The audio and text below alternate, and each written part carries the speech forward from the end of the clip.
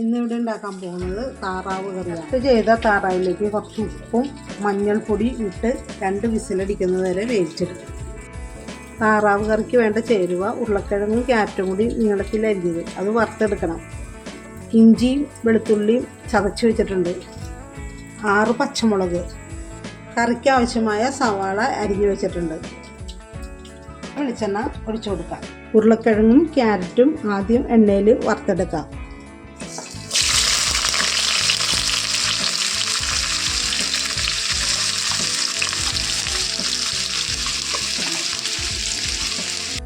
ഇത് നന്നായിട്ട് ഇളക്കി വറുത്തെടുക്കാം. ഉരുളക്കിഴങ്ങും ക്യാരറ്റും വറുത്ത് കോരാൻ പോണേട്ടാ. ആ വെളിച്ചെണ്ണയിലേക്ക് ഇഞ്ചിയും വെളുത്തുള്ളിയും കൂടി ഇട്ട് ഇളക്കാൻ പോവുകയാണ്. ഈ പച്ചമുളക് ഇട്ട് കൊടുക്കാം.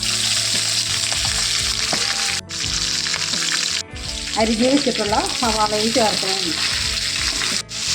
ഇതിലേക്ക് കുറച്ച് ഉപ്പ് ഇട്ട് കൊടുക്കാം.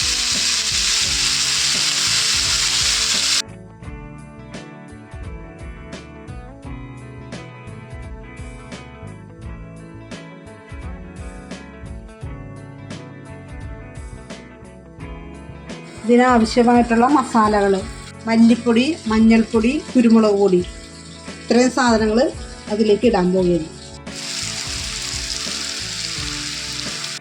ആദ്യം കുരുമുളക് പൊടി ഇട്ട് 2.5 സ്പൂൺ മല്ലിപ്പൊടി, 1 സ്പൂൺ മഞ്ഞൾപ്പൊടി,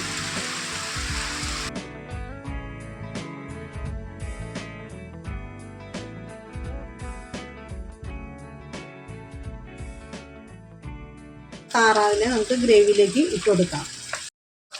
ഗ്രേവിയിൽ താറാവിനെ ഇട്ടിട്ടുണ്ട്. അത് നന്നായിട്ട് അതിൽ കിടന്ന് വറ്റി വരണ്ട് വരണം. താറാവ് റെഡിയായി വന്നിട്ടുണ്ട്. അതിലേക്ക് കുറച്ച് തേങ്ങാപ്പാലും കൂടി ഒഴിച്ചു കൊടുക്കാം.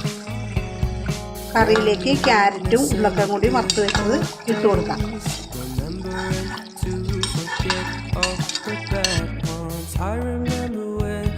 നന്നായി ഒന്ന് ഇളക്കി കൊടുക്കാം.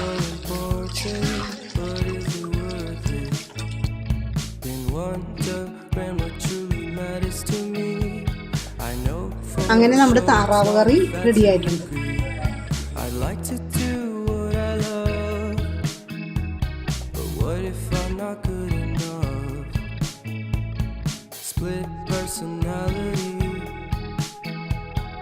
Sometimes sour, sometimes sweet.